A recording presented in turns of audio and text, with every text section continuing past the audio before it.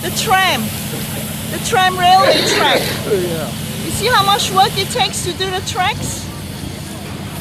They're opening up the tracks and building it. So these are the cables, electric cables for the trams, and they're cleaning up or rebuilding the railway tracks. Now the trams are coming. Trams are coming, Robert. They're turning. This is an L driver, number 6.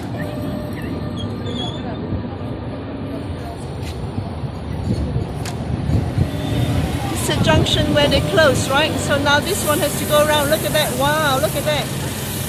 It's basically turning around there.